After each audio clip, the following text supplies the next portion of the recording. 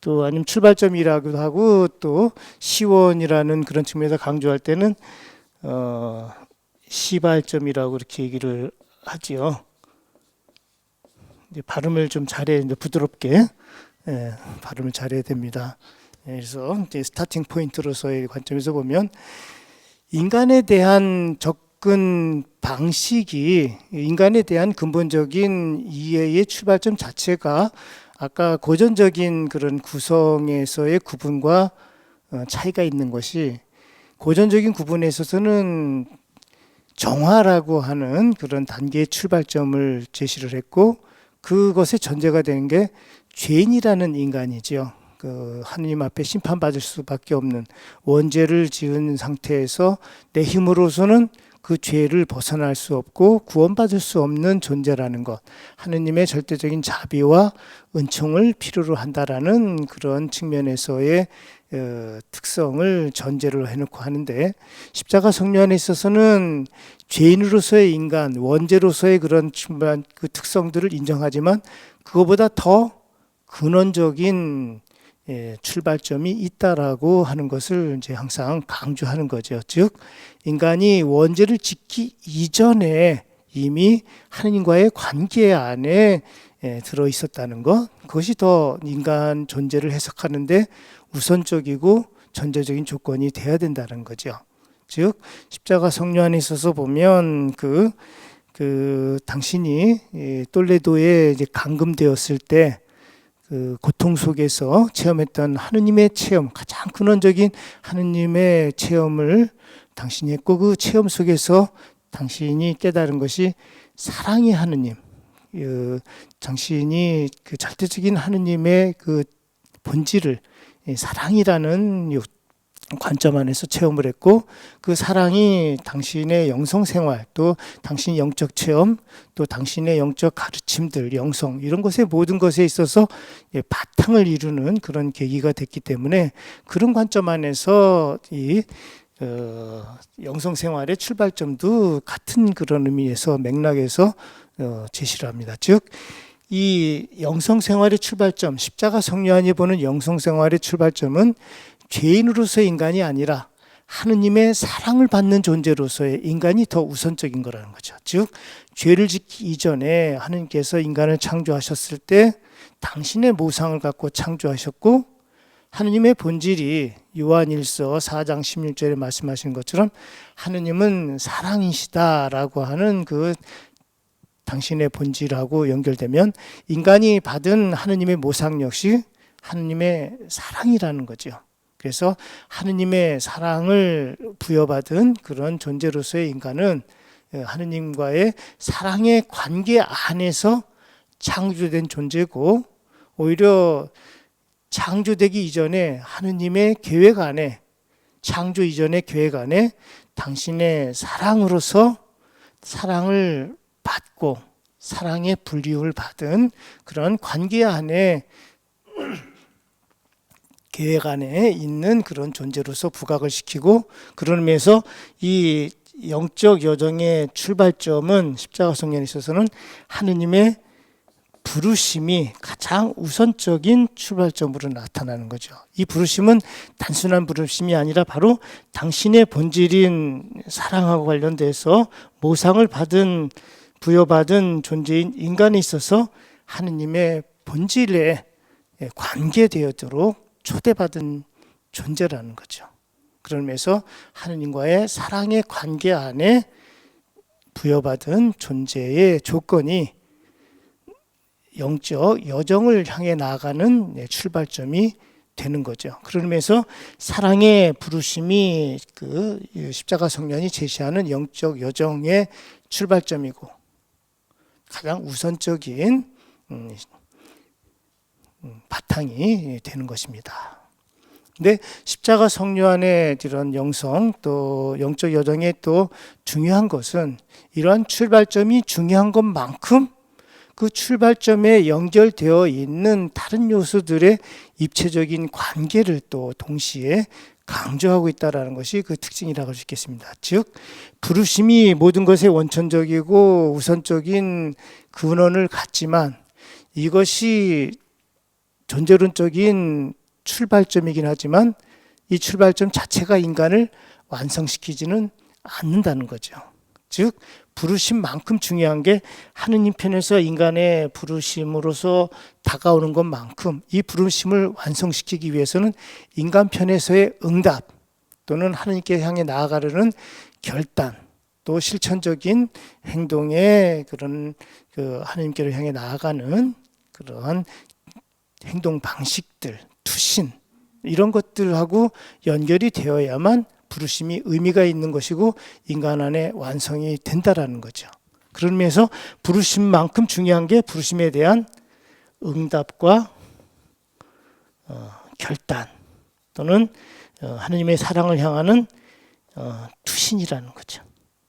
여기 보면 이게 하느님의 부르심에 대해서 부르심을 사랑으로 부르셨기 때문에 십자가 성령이 말씀하시는 응답, 결단, 투신 역시 같은 그런 특성 안에서 응답을 하기를 원한다고 하느님께서 말씀하신다는 거죠. 즉 사랑으로 부르신 것에 대해서는 사랑으로 응답할 수밖에 없는 것이고 사랑의 부르심에 대해서 사랑의 응답이 바로 부르심과 응답을 연결시키는 하느님과 인간을 관계 지어지게 하는 그런 요소이기 때문에 이 응답 역시 바로 사랑의 응답과 사랑의 투신으로 나타나야 된다라는 것을 얘기하죠.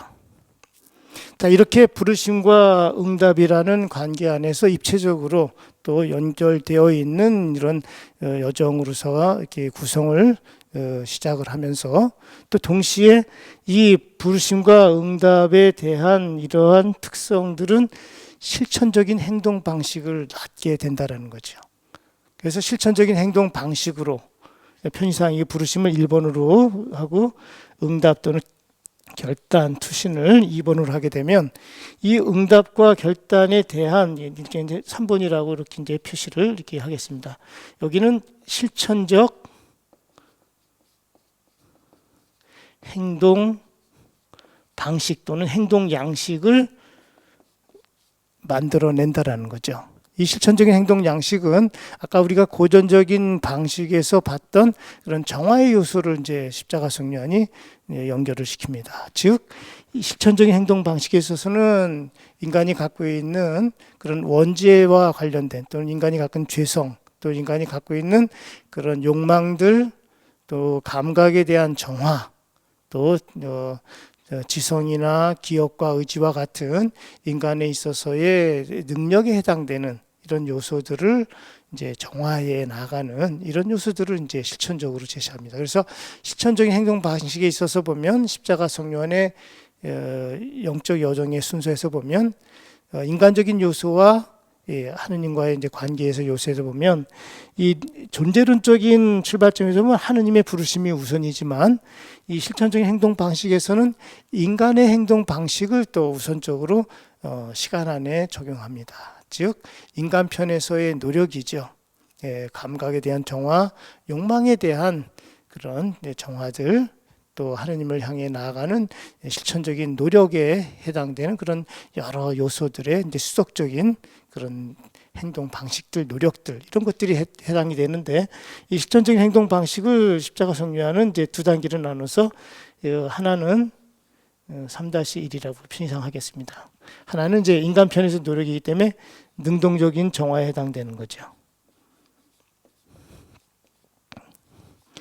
능동적인 정화에서 두드러지는 그런 특성은 인간 편에서의 노력, 인간 편에서의 준비, 또 하느님께 향해 나아가는 인간적인 그러한 노력들에 대한 요소들이 이제 강조가 되면서 이런 능동적인 정화에 해당되는 것이 십자가 성령에서는 아까 말씀드린 것처럼 욕 또는 욕망에 대한 이제 제어 또는 뭐 정화 이런 부분들, 그 다음에 이제 감각에 대한 이제 정화, 뭐 제어, 그 다음에 인간이 갖고 있는 이제 능력에 해당되는 거죠. 감각이 이제 가장 바깥쪽에 해당되는 인간의 요소라면 내적인 요소로서 십자가 성령이 파악하는 이제 능력은 지성과 기억과 의지 이 세 가지를 이제 제시합니다. 그래서 능력에 있어서 이제 지성이라는 요소, 또 기억이라는 요소,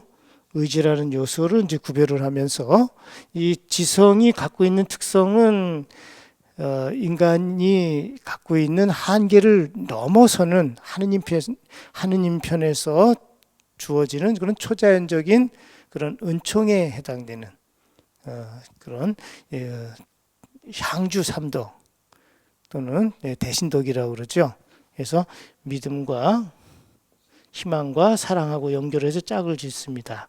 이 세 가지를 구별을 해서 대신덕의 세 가지의 관계 안에 짝을 지어서 이렇게 설명하는 것은 십자가 성료한만의 아주 고유한 또는 아주 독특한 그런 설명이기도 하고 또 영적 여정에 대한 그 해결 방식에 대한 그런 특성들인데 이런 부분들은 이제 갈매산 등정에서 이런 부분들을 많이 다루고 있죠. 그래서 갈매산 등정 일부에서는 이제 감각이나 욕망에 대한 것을 이제 해결하는 실천적인 방식들을 제시하고 요 능력에 대한 이런 부분, 지성과 기억, 의지 이런 부분은 갈매산 등정 2권, 이제 3권에서 주로 이제 다루는데, 그래서 지성은 짝을 이룬 게 이제 믿음을 통해서 이제 정화되고 완전해지는 이런 단계로 가고, 기억은 이제 희망이라는 덕에 의해서 더 정화되고 완전해지는 모습을 가고, 의지는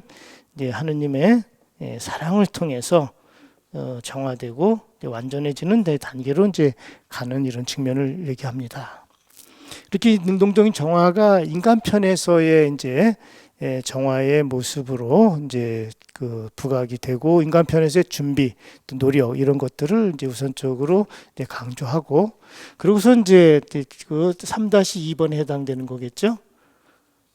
3-2번에 해당되는 거는 능동적인 정화를 통해서 우리가 아무리 노력을 하고 인간 편에서의 그 영적인 그런 준비가 잘 돼서 아주 훌륭한 경지에 올라간다 하더라도 하느님 편에서 보면 아직까지도 완전한 그런 단계에 올라가기에는 부족함이 많은 거죠.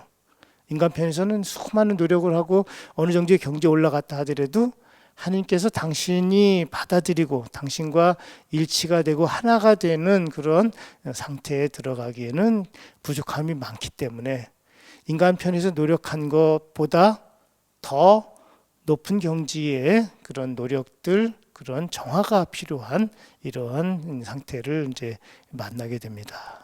이때를 갖다가 이제 십자가 성녀는 수동적인 정화다 이렇게 얘기를 하죠. 이 수동적인 정화라는 것은 인간 편에서의 노력이나 인간 편에서의 특성보다는 하느님의 자비, 하느님의 직접적인 이제 개입과 하느님의 인간과의 관계 안에서 적극적으로 당신께서 이끌어 주시는 그런 특성들을 강조하게 되죠. 특히 이런 부분들은 어두운 밤 1권에서 이런 것들을 이제 주로 다루죠. 그걸 다루는 이유가 인간 편에서 아무리 준비를 잘하고 노력을 한다 하더라도 인간의 그 한계에서 또 인간이 갖고 있는 특성에서 보면 인간이 노력을 통해서 정화시킬 수 있는 그러한 단계 또는 그러한 정도가 오히려 수동적인 정화하고 비교해 보면 아주 미진한 정도의 그런 효과, 그런 결과밖에 미치지 못한다는 거죠. 오히려 인간의 노력을 통해서도 인간의 힘으로도 아무리 노력을 해도 접근할 수 없는 어떤 본성적인 분야에서 본성적인 영역에서의 정화를 필요로 하는 그런 요소들, 또 본성적인 부분들, 또 십자가 성녀안이 이제 그 어둠 밤 1권에서 보면은 주로 이제 그 칠죄종하고 연결돼서 인간이 자신의 힘만으로 넘을 수 없는 그런 인간의 본성적인 한계를 칠죄종하고 연결한 영적인 측면의 해석을 이제 설명을 하지요. 그런 과정에서 보면 인간이 힘으로 할 수 없는 이런 상태였을 때 하느님께서 이제 비로소 직접적으로 개입하시고 은총을 베풀어 주시는 이런 단계의 모습. 이때를 갖다 이제 수동적인 정화라고 하는데 이 수동적인 정화는 이제 특성이 인간 편에서가 아니라 하느님 편에서의 특성이 강조되는 이런 부분들을 우리가 조금 더 유념해 보고 그런 측면에서의 특성을 이제 더 이제 확인해 봐야 된다는 그런 모습을 갖고 있습니다.